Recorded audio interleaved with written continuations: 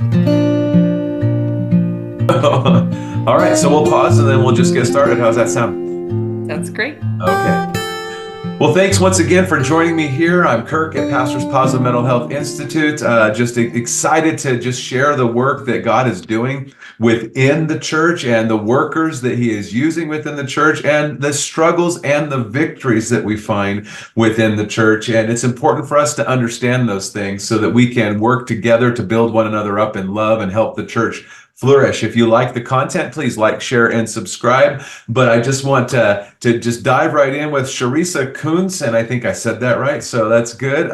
Yeah, You did great. I'm just excited to talk. She is a church worker and does a lot of functions. And why do we have her on Pastors Positive Mental Health? Well, you can look back at previous interviews I've had of different church workers because we do serve in the ministry, and there are many cross overs in our ministry where you do some pastoral things. You teach, you direct, you care for people. And as a pastor, I need other people in the church to care for the people. I can't be every place all the time and everyone to every piece. And sometimes there are people that are better to care for people than I can be. And so I really rely on that. So now, Charisse, I just want you to just take a moment and kind of introduce yourself and then tell us what led you into ministry.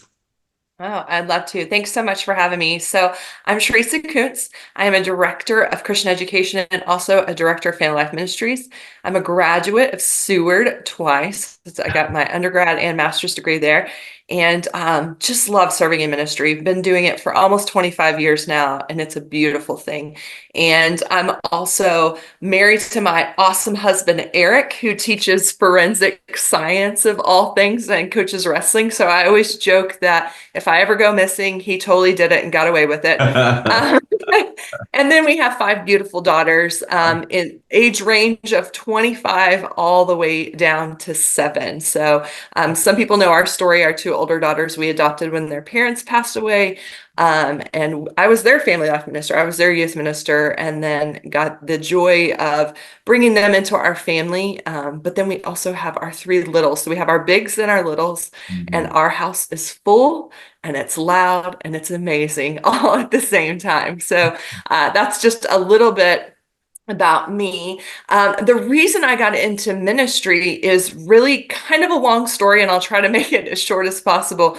But when I was growing up, I came from kind of, not kind of, I came from a divorced family, and I really got interested in the law. I had some really amazing adult mentors in my life when I was younger, people that kind of stepped in as my mom was kind of raising me as a single mom before she married my stepdad. But during that time, some adults just jumped in Mhm. and started loving on me. And one of those people was a woman named Cindy Barella, who is an attorney in Amarillo. And I just love Cindy. I got to work with her in an organization called Teen Court. And so I got to prosecute cases and do all this stuff as a teenager. We were prosecuting other teens, and I loved it. And I got to do a lot of wonderful things in journalism. I actually worked in TV and radio for a couple of years. And so I so enjoyed not only the storytelling aspect, but also just the law and how it can affect people. But I also had an amazing mentor in Pastor John Brownishwater, who came to our very small town in Texas and took a call as a pastor there. And why we ever got him, I don't know. He's so fantastic and amazing. But I think God just put him there at the right time because he literally raised up a whole lot of church workers in his short tenure there. But one night I had a really bad caseload at teen court. And it was only supposed to be at teen court, it was only supposed to be like misdemeanors or like traffic tickets, right? And this kid did something that was straight up a felony, and he was allowed to come, and there was like no remorse. Didn't matter what we said, didn't matter how hard we were trying to like get him to like show any remorse or um, prosecute the case, or even to kind of say like, well, what are you going to do to like remedy this, right? To reconcile this with this person that you've done this with. And there was just nothing. And that was just shocking to me. And our court cases were on Monday night, and we get to church on Wednesday. It was during the season of Advent. And um, I am a talker. It's what I do. I love talking and teaching. And on Wednesday night, it was still sitting really bad with me. Mm, And Pastor Brownish just recognized that I was being really quiet, which was so not the norm and still isn't. And he mm, was like, "Hey, what's up with you? Like, why are you so quiet? Like, what's going on with you?" And I just kind of like poured out everything that happened on Monday night and just was like, it's so bothersome to my soul that like this has happened. And he just had this beautiful moment with me. And he said, Charessa, why do you want to study the law? Like what is it about it that you love and all the stuff? And so I kind of poured out all these answers. And he goes, Charessa, that's really great. And the world needs a lot of lawyers. And the world needs a lot of journalists and people that are going to go, march the cause and tell the story. And he goes, but you know what? People aren't changed by the law. They're changed by the gospel. mm, And mm. there's a great story to tell. And Teresa, I think if you went and told that story, you would be unstoppable. And it changed everything for Wow. me. And so he had that beautiful I see in you conversation that we talk about as church workers that we need to do for the next generation. And he had that for me. And then that summer was a National Youth Gathering year. I got to go to the MYR. I got to do all these these things that all happened in one season where God just was cultivating something in my heart and spirit. And when I went to Steward, I still was like pre-law journalism was my, you had to still have a major as you were studying DC ministry. And so I was like, okay, God, which way are we going to go? Right. And he just kept saying, this is the path, walk in it. And this is the way. And I've been following that ever since and have been blessed through it. And I hope I've been a blessing to it in the ways that I have served. And so that's a long story. There's a lot more to it, but I tried to shorten as much as I could, Kirk. No, that's beautiful. I mean, you can't legislate sin out of the heart of man. It's got to be the True. gospel, And I love that your pastor took the time, and I hope those who are watching consistently or listening consistently will see this pattern, that just taking an interest in people in your church and saying, "Hey, have you considered?" Or "I see this in you. Maybe let's pray about it." Or "I'm praying for you that God would use you in this capacity," because we find that the pastors and church workers who have had people in the church invest in them at an early age tend to have greater longevity. And it's wonderful to see that. And so if we could get the church to realize that it's incumbent upon them and their job to actually raise up the next generation. Sometimes we say, "Oh, that's the pastor's job," or that's God's, the Holy Spirit's job. Yeah, well, Holy Spirit uses people. So don't shy away from just telling people, "Hey, I see something in you, and we need more for the kingdom." And changing hearts for eternity is way better than punitive things that happen for a temporal time here on earth. So anyway, that's great. So tell me about kind of the name of the church you're in. Tell me about the church, what you do there, all those good things. Yeah, so I serve at Bethany Lutheran Church in Austin, Texas. It's an amazing community of believers. We worship about 800 on a Sunday. We have three worship styles, which I love. We have traditional, blended, and contemporary. And one of the reasons that I really was drawn to the call to that church was the fact that it felt like there truly was something kind of for everyone. Like we were really trying to create this place that no matter where you fell in your worship style or your study style or wherever you came from, like we were here for you. We were like that soft place to fall. In fact, we kind of joked that we're grandma's house. We went to this branding thing and they were like, kind of tell us about Bethany. We're like grandma's house. We want it to feel comfortable. Like we want you to feel like you're coming home and it's a beautiful, wonderful place. And so, and I will say that that's what we are. It's a really rich community.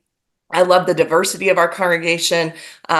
And when I say diversity, I mean that in every shape and fashion of the word, in terms of ages, genders, races, like everything. I mean, here being in Austin, Texas is unique in itself. And so to be able to do ministry and life with these people is just tremendous. And they are incredibly smart, incredibly creative, and really passionate to impact not only their city, but the world around them in the ways that they do some incredible things. And I'm just so grateful for being the director of family ministries there and watching over the last couple of years this just discipleship movement come up. I mean, the fact that we have over 100 women studying Revelation right now is just incredible to me. Yeah. Just the impact that is happening in different pockets of the ministry, but you just see this like real aliveness in terms of just chasing after Jesus, and I love it. So, what are the things that, let's just get to pragmatic things. Oh, by the way, if my church was going to be like grandma's house, we'd have to have a couple of tins with ribbon candy that's been there for years anyway. So, Well, you come, we feed you every Sunday. There's like specialty breads there. There's yeah, all kinds of yeah. stuff. Like we're gonna welcome you. Come on. That's essential, by the way, for church community is providing opportunity every single Sunday for people to gather around a cup of coffee or something and something small to eat. We have a wonderful gal and a team that just every week there's something fresh. It's great. You just like, oh, what's this? That's wonderful. So they stay at least for the good baked goods. I don't know if they stay for anything else, but they seem to enjoy each other's company. That's good. So yeah, just practical things. What kind of things do you do, oversee? And so kind of give us the scope of what you do there. So I am the director of Family Life Ministries, and I always have explained it that I feel like my job, again, is supporting pastors like you, like that. I am the person from life to new life, right? Like I kind of that full span of ministry, but I have a really wonderful team that works with me and with the church in terms of meeting those different age groups. So I get to oversee a lot of the children's and youth ministries, but I also teach an adult class for kind of our seniors, our just older youth, as they love to call themselves, the Joy Group. And but then I also really oversee a lot in our women's ministry area as well. So I get to really kind of touch in all those different areas along with parents and things. So it is kind of that wealth and breadth of kind of ministry, the deep and wide that you see in terms of being a second chair leader, of kind of helping and walking beside people, but also taking the very specific gifts that I have in ministry to really hone in on some of those areas. One of my favorite things to do besides teaching that Wednesday class is that I get to lead our confirmation process, and I love each and every week. We're doing baptism and sacraments this year, and so we've just been diving into what does that mean and why is it still important today, especially as we look at things like baptismal identity Mhm. and those different things. So just some really great things. But again, I have wonderful teams that work with me to make sure that our children's ministry is doing fantastic, our youth ministry is doing fantastic, and so it's just a beautiful thing to get to watch the church do its thing in today's world. Yeah. So average on Sundays, 800, three different services. So, and you have teams. So I'm assuming that most of those teams are volunteer teams. And so tell me how you rely on them in the ministry. Yeah, well, obviously we can't do it without them, right? Like, and we're so incredibly blessed with really talented volunteers, and we do have a very talented staff. And I will say our staff is really great at creating cultures that make people want to volunteer and feel valued and feel seen. And when they come to us and say, "I need a break," then we're like, go with God's blessings, right? And just knowing that somebody else is going to step up.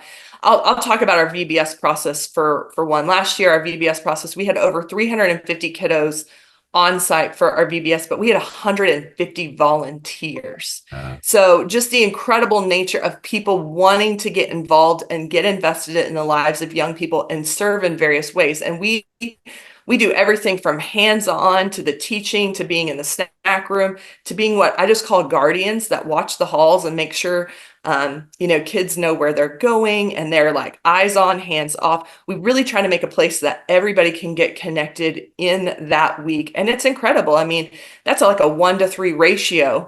yeah. And so those kids feel seen and loved by people. And I just think that that's fantastic. And again, when I go to confirmation, I have huddle leaders.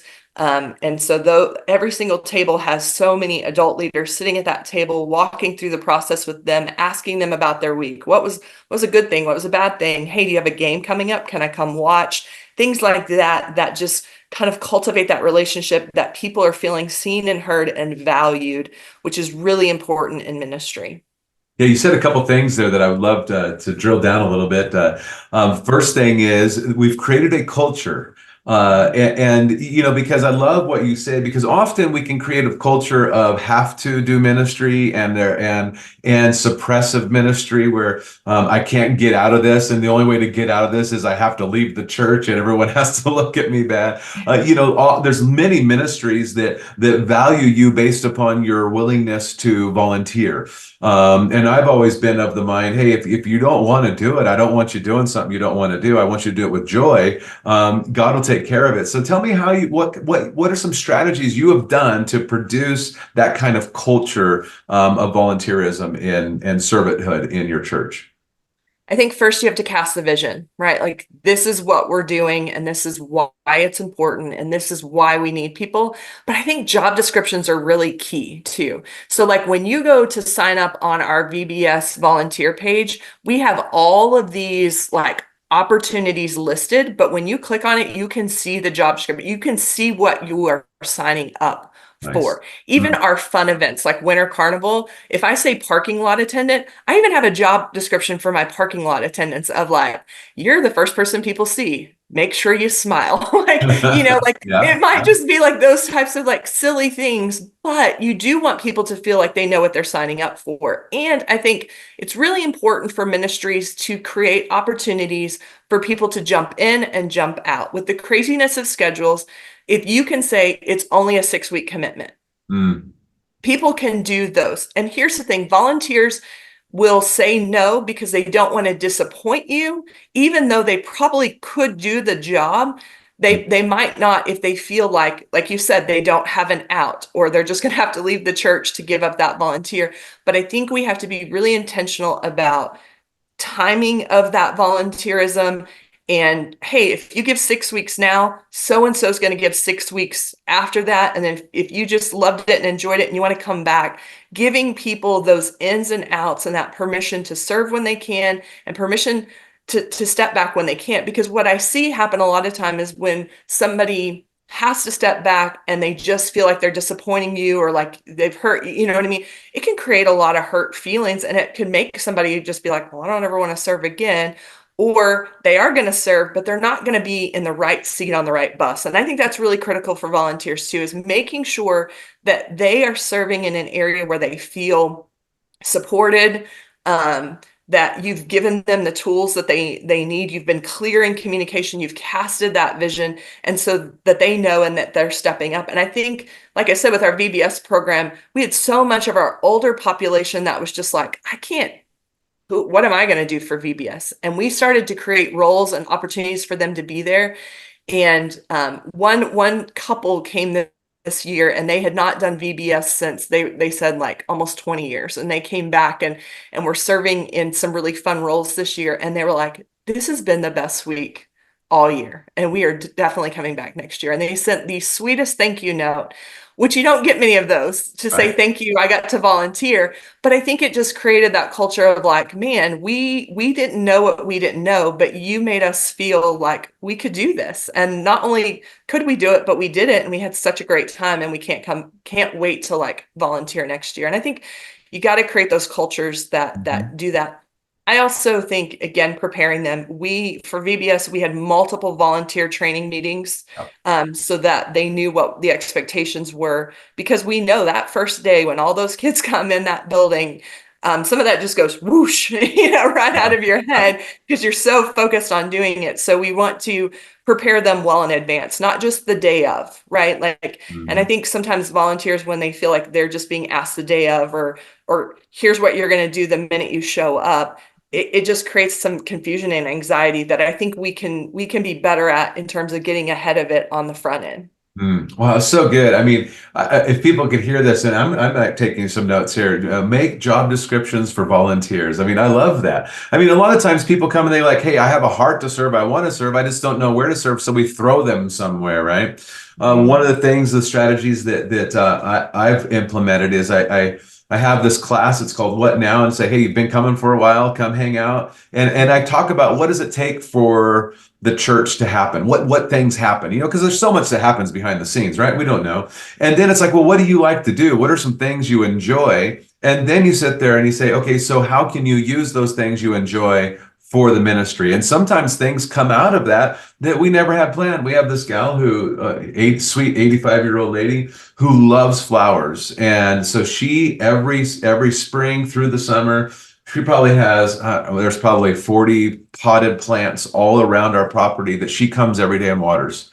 And it's beautiful and it looks cared for. And so here she is doing her part. And now she's like, commissioning other people to do some landscape jobs around the church. And so it just blossomed because she's seeing it every day. She goes, hey, can we get this cleaned up? Sure, go for it. So I think giving them the opportunity to use their interests and their giftings where they're at. But then also, I just love that giving clear, and it doesn't, job descriptions, I love how you said just can be one or two sentences, say smile, simple as that, but they want to do it well, right? We want to serve the Lord well, we want to serve the church well, and sometimes we're like, but I don't know how.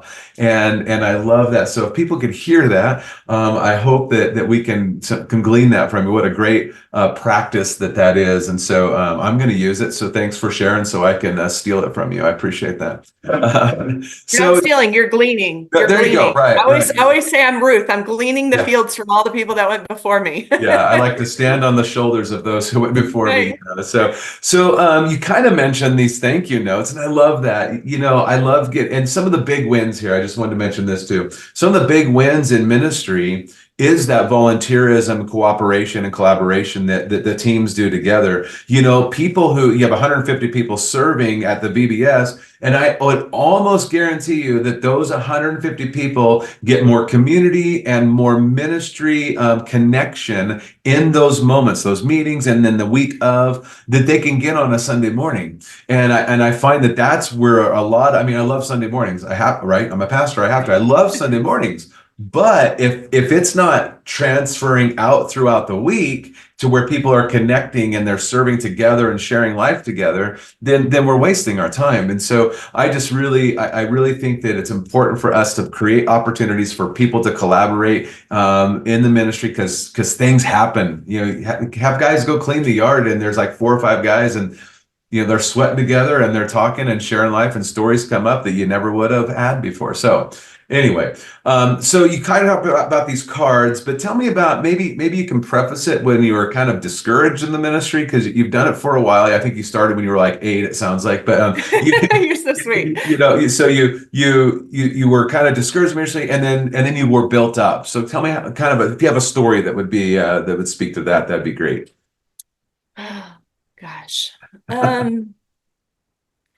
Yeah, I think, sometimes again, another great pastor, Pastor John Davis. I was on internship year. It was 9/11.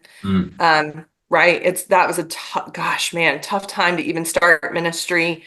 And just like, oh my goodness. I mean, like you really jumped right in serving families, loving on people, helping people understand like, where God is in the midst of suffering. Right. And so I just remember just working myself like crazy in the midst of that. And it was really interesting. John pulled me aside and he goes, Charessa, I'm starting to see an unhealthy habit in you that I want to break in you before you really get into ministry. And he was like, I feel like you're trying to prove yourself. And he was like, and your heart is in the absolute right place. You're wanting to serve people. You're wanting to show up. And he goes, but this is not sustainable. What I want you to do instead is I just want you to be faithful with what God has given you and let him take care of the rest. And that was such incredible advice. And I always go back to that all these years later at times to just say, okay, Charessa, are you trying to prove that like you can do this job? Like, are you trying to prove that like, you're indispensable or like you're superwoman? And there's times I have to just go, gosh, I'm falling into that really unhealthy pattern again. And I need to back up and I just need to be faithful and just focus on the things that are in kind of my ministry area or spend time with my kids or with my husband and just kind of step back and be like, it's okay. Just be faithful. God's in charge of the growth. Like, don't be trying to pull the carrot out of the ground before it's done. Like, let it settle and just focus on that. And I think that's really important because we can get discouraged in ministry because unlike other jobs, my constant to-do list is always filling and never finished, Hmm. right? Like in ministry, we know that there's always another phone call we could make. There's another sporting event we could get to. There's another study we could start. There's always something to be done in the care and love of our people. And yet we have to be very mindful of how we pace ourselves and how we bring our hearts to ministry, because otherwise, if we can get really discouraged by that. And we had a gathering, gosh, a while back, and they used that quote from Timothy Keller that I think is just beautiful. And it's like, if blank is my identity, then I just lost it. Then success goes to my head and failure goes to my heart. Hmm. Right. So if blank is my identity, then success goes to my head and failure goes to my heart. So if being a church worker and all, like, if all of a sudden, like, I'm killing it, right? Like, it can get really prideful. It can go to my head and all those things. But when it's not going well, then it just goes to the core of who I am. And then I can start doubting myself and my identity, and I place it all there. And we can do that as church workers. We can do that as parents. We can do that as spouses. We can do it in so many different areas. And I just love that, like, that quote, because it just gets to the heart of, okay, then where is my actual identity and where should I place it? And I think sometimes we can get really discouraged when we're like, don't these people know how much I'm doing for them? Do they Yeah, know that I gave up my kid's thing to be at this thing? And then somebody came up to me and hurt my feelings at that meeting or whatever else. They probably don't know. they don't know. They Yeah. don't know. You have a And clue. and Yeah. so Yeah. we wrap a lot of that into those feelings, and then we get angry and resentful and all those other things that, again, are not good fruits or a fruit of the Right. spirit. And then it can really go down that discouragement, and then, like, what am I doing? Why am I even serving? And that's not a fun rabbit hole to be in as church workers and people that serve people. And so we have to just always be really mindful of that. And I think that advice has served me well. That quote and that advice has served me Yeah. well to just always kind of ground me back to just being like, you know, Yeah. just Oh, focus on those things. that's so good. You know, it's funny because then you start feeling discouraged, and then you feel guilty for feeling discouraged. You feel guilty for being resentment. It's just this vicious cycle that church workers, because we go into this work because we believe it's a sacred calling, we love the Lord and we love people, and so we find out when we are doing these things and it doesn't have necessarily the effect or the outcome that we expect to have, we can find ourselves really discouraged, or when people really don't have a clue what you're doing or what you're forsaking so that you can serve them and their children. We expect them to have that. It's an unfair expectation of ours. I mean, we're not going to go around every day and say, I missed my kid's game today so I could serve you. We're not going to say that, right? And so, but I do want to point a couple really important things. I'm speaking specifically to pastors here that have staff. There was a pastor who knew his staff and cared about Charessa here, and spoke to her to protect her. You know, the challenge that we have as pastors is that, and you kind of mentioned it, is that we lead with our heart, and we also really, whether we like it or not, we are people pleasers. We want people to be happy with us, and so when things don't go well, we internalize this. And one of the ways we do that as pastors is we just work harder.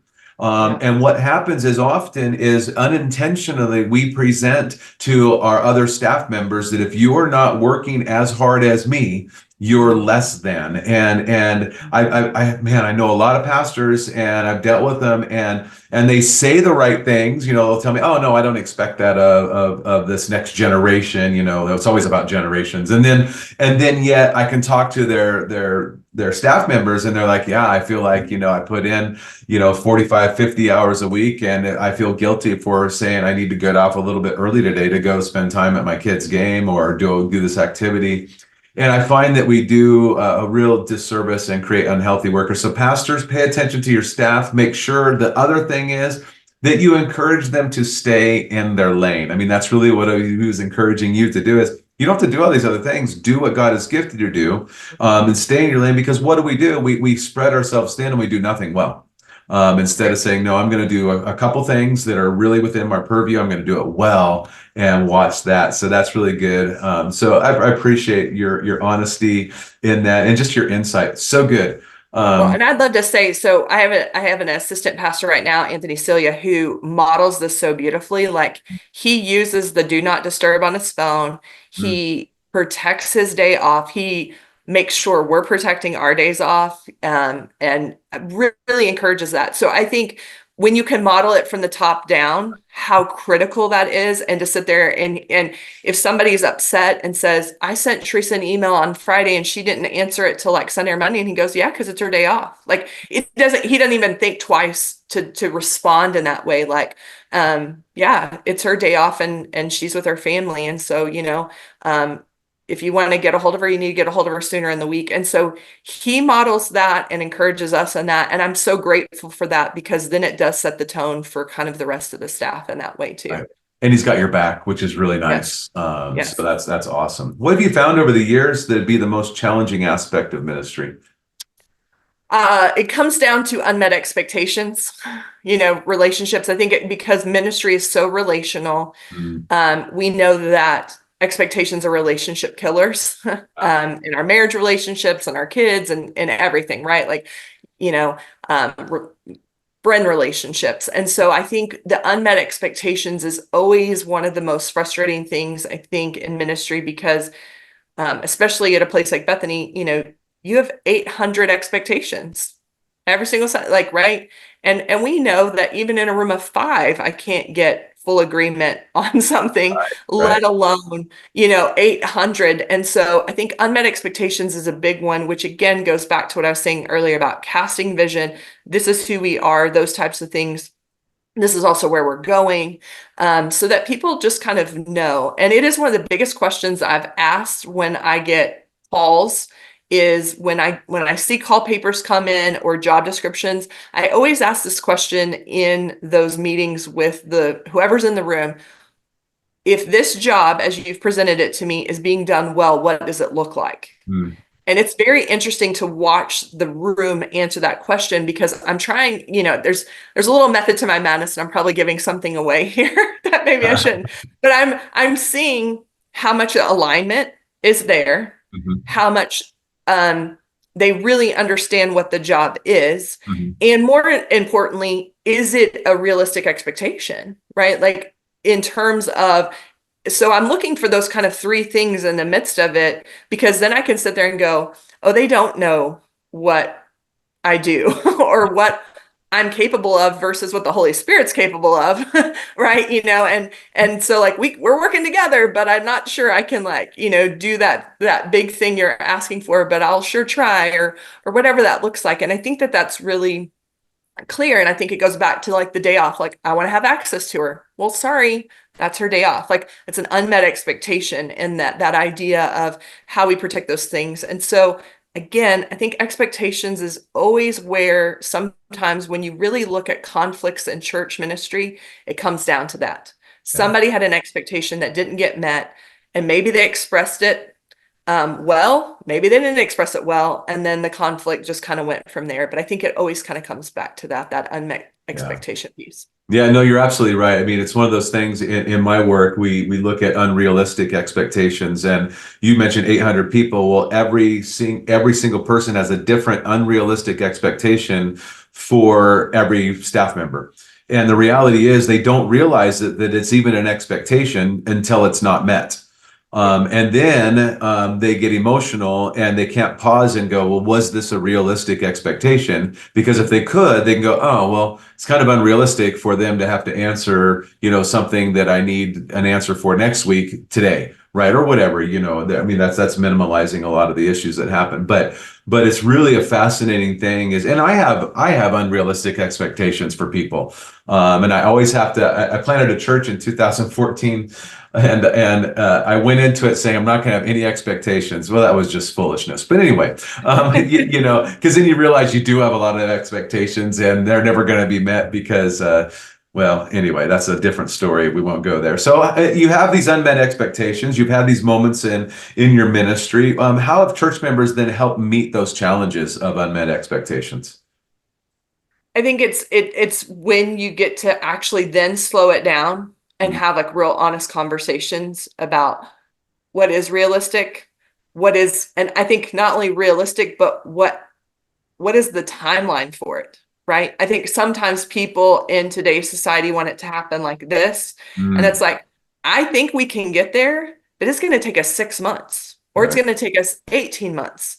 And let's set the goal and let's set some strategies to get there, but it might not happen overnight. And I think that that's also one of the things that we fight against in terms of the culture is that, you know, businesses and other things sometimes can change on a dime, but the DNA of a congregation or certain aspects of things that we do in ministry cannot just change overnight.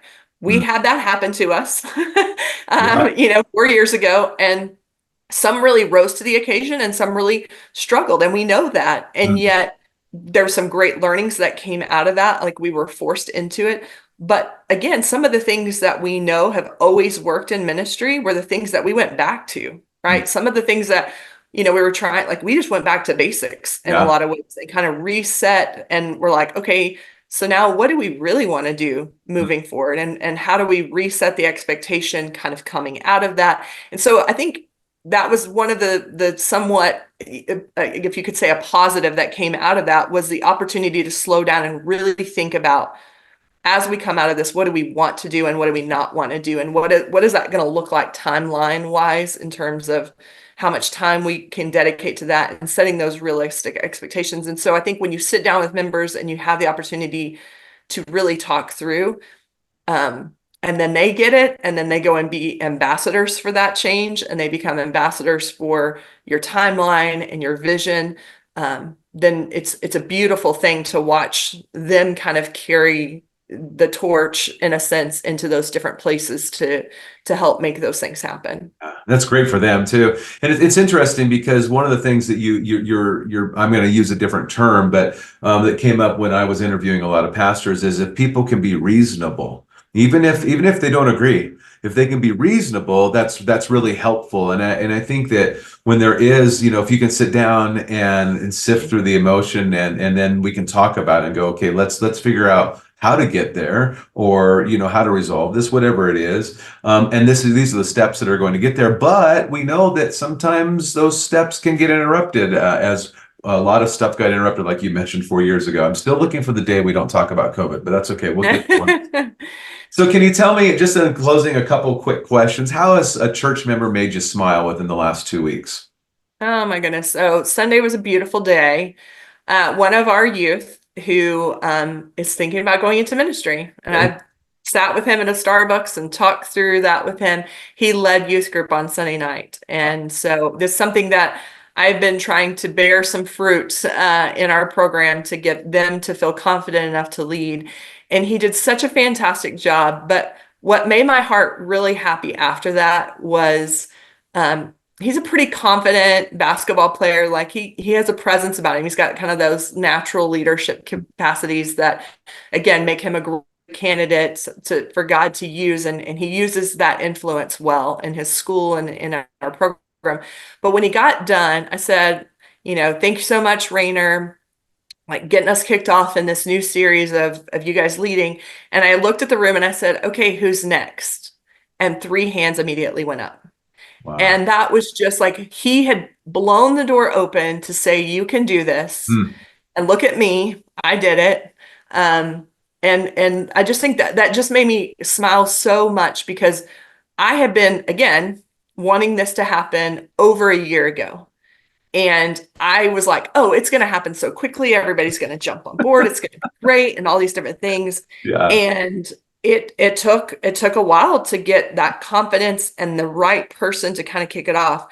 But it's just become now, it's going to be a wonderful snowball effect because of the fact that one of their own showed them, you can do this. Like we can do this. We can lead each other in these Bible studies and things like that. And he did it completely on his own. Mm.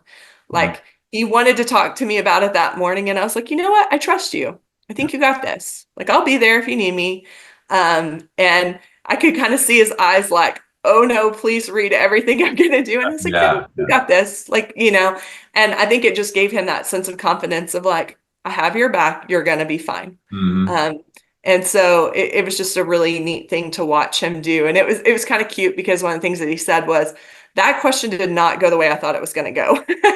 And I'm like, well, welcome to ministry Right. because that happens a lot. And he goes, but where it went was really good. And I'm like, yeah, that's the Holy Spirit doing his work too. So it's a really cool thing to watch him kind of step into that. So that definitely made my heart smile in the midst of watching just like the next generation, you Yeah. know. So the Synod can look to Bethany Lutheran Church in Austin, Texas to fill all the pulpits and the church worker positions. You got the pipeline. Well, I mean, we sent one to parish ministry to Irvine last year. This one, he's kind of way in between DCE and pastoral, and I'm like, I just kind of told him like, you can't make a wrong decision. Like, Yeah.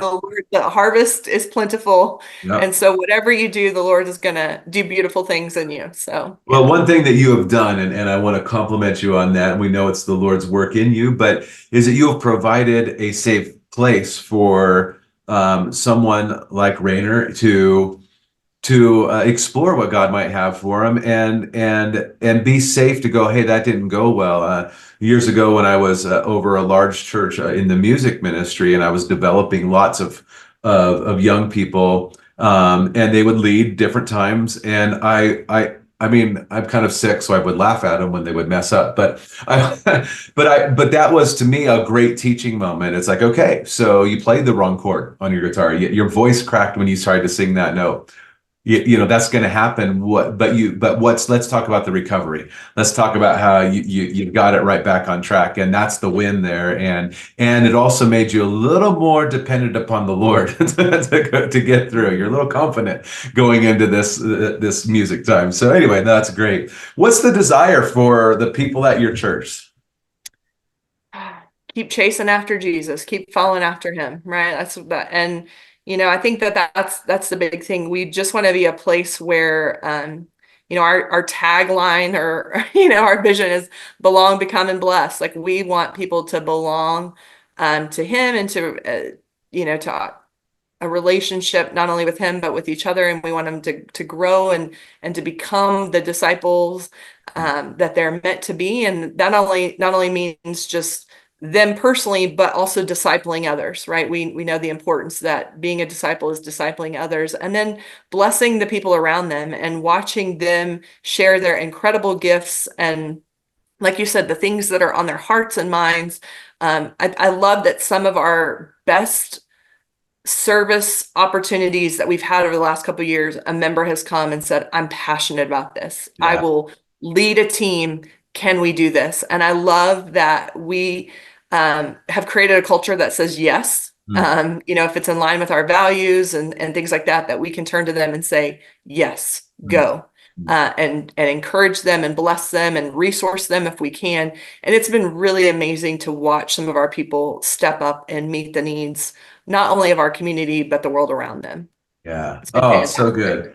Well, thank you so much, Teresa, for spending some Yeah. time. I mean, there was such valuable insight, your experience and your passion and the things that you've learned. And I know that anyone who listens to this will go, hey, that's good. That's going to actually help me in my ministry, and I can serve others better and I can lead others better. And again, what we're trying to do here at Pastors Pause Mental Health Institute is just help everyone to build one another up in love, Ephesians chapter 4, so that the church would flourish, everyone doing their part. And so part of our job is helping them find their part and unleashing them to do their part. And as you said, really your heart for the church is that people would live the Christian life and they would chase after Jesus, and that would impact all that they do. So again, thanks so much for your time. I'll put the website for your church in the comment section for those who kind of want to check it out. And again, thanks so much. Again, like, share, subscribe, and can't thank you enough, Teresa, for the great stuff that you did. Thanks.